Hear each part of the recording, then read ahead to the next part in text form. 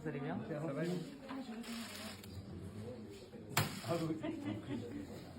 প্রথম রাউন্ডের ভোটের পর বিশেষজ্ঞদের অনুমান ছিল ফ্রান্সের সাধারণ নির্বাচনে বিপুল ভোট পাবে দক্ষিণপন্থীরা, কিন্তু সকল অনুমান ভুল প্রমাণ করে দ্বিতীয় রাউন্ডের শেষে জয়ের পথে বামপন্থী জোট নিউ পপুলার ফ্রন্ট।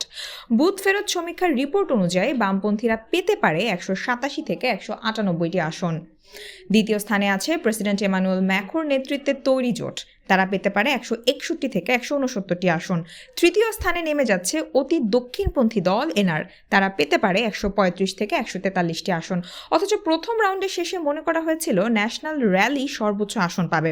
বামপন্থীরা সর্বোচ্চ আসন পেলেও সরকার গঠনের জায়গায় তারা পৌঁছতে পারবে না। 577 আসনের ফরাসি পার্লামেন্টে একক সংখ্যাগরিষ্ঠতা পাওয়ার জন্য প্রয়োজন 289টি আসন।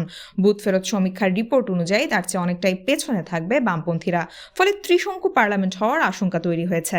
ফ্রান্সের বর্তমান প্রধানমন্ত্রী গ্যাব্রিয়েল আটাল জানিয়ে দিয়েছেন ফলাফল ঘোষণা হওয়ার পরেই তিনি পদত্যাগ করছেন।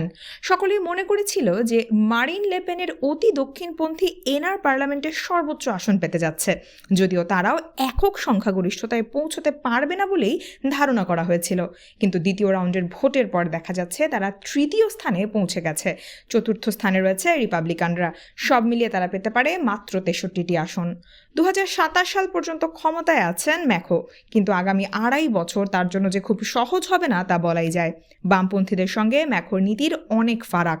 পার্লামেন্টে যদি বামপন্থী প্রধানমন্ত্রী নির্বাচিত হন তাহলে পদে পদে বাধা পেতে হবে ম্যাক্রোকে।